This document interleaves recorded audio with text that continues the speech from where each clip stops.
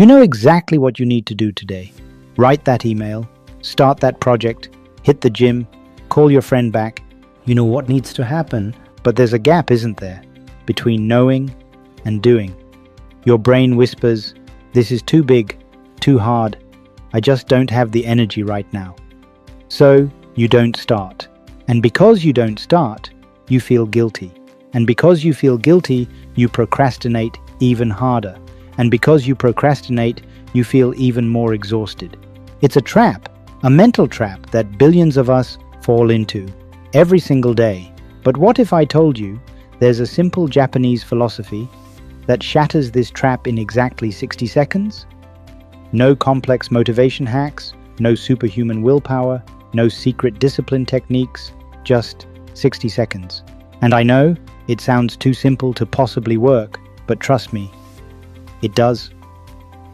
Let's unpack what's really happening in your brain when you procrastinate. It boils down to two systems. System 1, this is your emotional brain. It's lightning fast, often anxious, and driven by fear. When it sees a big task, it screams, "This is scary, don't do it, do something safe instead." System 2, this is your rational brain. It's slower, logical. It knows exactly what you need to accomplish. But here's the catch. System 2 doesn't get a vote until after you've actually started. And here's the truly cruel part.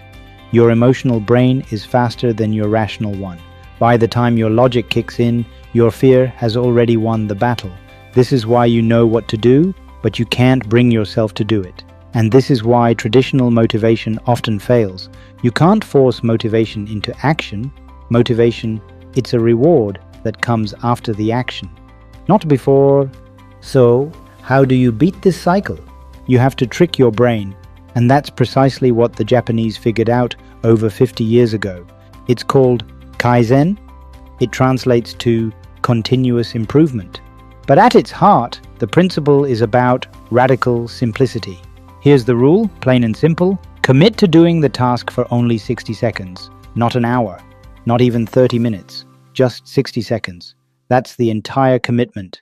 Want to write a book? Open the document, type one sentence. That's your win for the day. Want to get fit? Put on your workout clothes, do 60 seconds of movement. That's your win. Want to start a business? Spend 60 seconds jotting down a single idea. That's your win. Now here's the magic behind why this works. Your emotional brain is terrified of big, daunting commitments. But 1 minute feels manageable. It feels safe. So, you do it. You take that 1 minute. And here's what happens next. And this is the truly genius part. Once you've started, that initial barrier just dissolves. Your brain shifts from resistance to momentum. And here's the kicker. 9 times out of 10, once you've done those 60 seconds, you'll naturally keep going. Not because you suddenly found some elusive motivation, but because you are already moving. And as physics tells us, moving objects tend to stay in motion. This isn't just philosophy, it's applied science. The Japanese understood this deeply. They didn't try to overhaul your willpower. They simply changed the barrier to entry. And when that barrier is just 60 seconds, suddenly you have absolutely no excuse. Let me paint a picture of how this works in real life. Scenario 1. The aspiring writer. She dreams of writing a novel, but the blank page paralyzes her. So, she commits to just 60 seconds of writing. Woman sits at her desk. A 60-second timer appears on screen. She starts typing, focused. 60 seconds later, she's written 3 sentences. She then tells herself, "Okay, just 1 more minute." Then another. Before she knows it, 30 minutes have passed, and she's penned 500 words. The trick wasn't sudden motivation, it was conquering that first minute. Scenario 2. The fitness hesitator.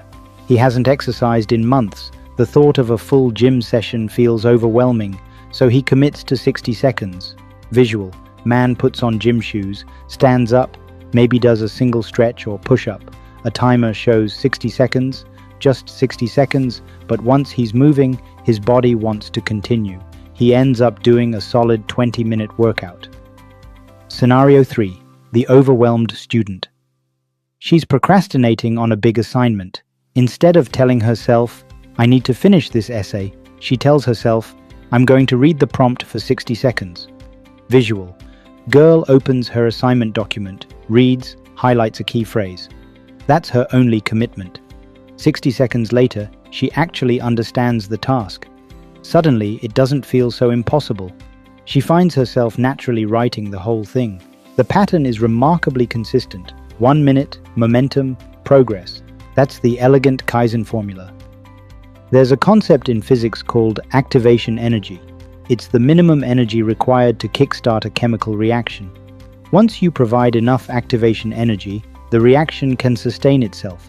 Human behavior works in a surprisingly similar way.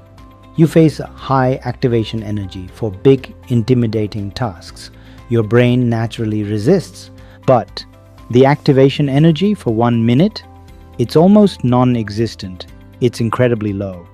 So, your brain allows you to do it, and the moment you cross that tiny minimal threshold, your brain releases dopamine. And dopamine, that's pure fuel. It makes you want to keep going.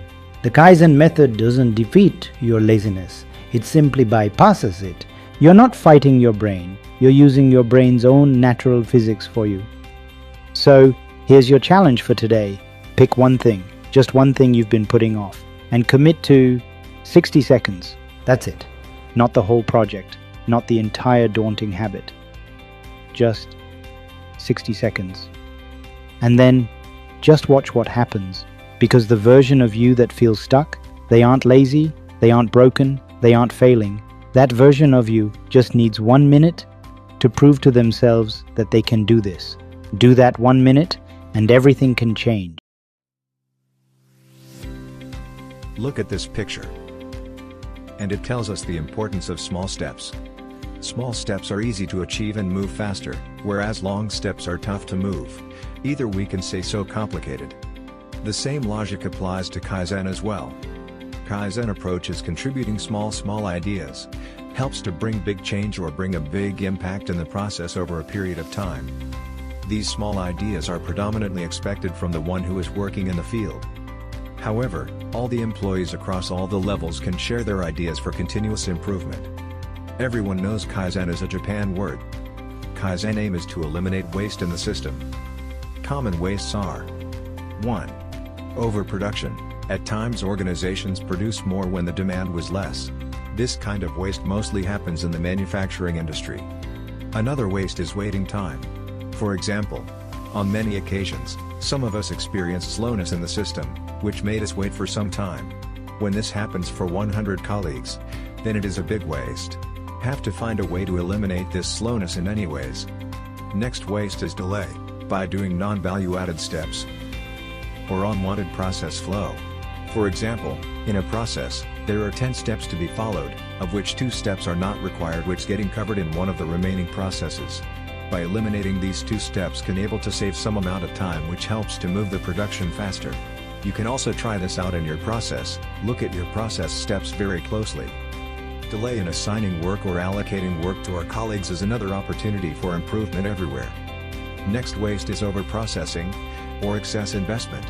For example, in a service industry, the organization invested in high configuration systems which may not be required and considered to be high-cost investments. In some cases, the team using a dual monitor which is not at all required is another waste. The same logic applies to the manufacturing industry as well. Next waste is defects. Correcting the defects consumes more time and effort, so everyone should produce right at the first time. Do you know one thing? Statistics say correcting the defects takes double the time of production. Since you all are experts, find a way to do it right the first time and spread the logic across.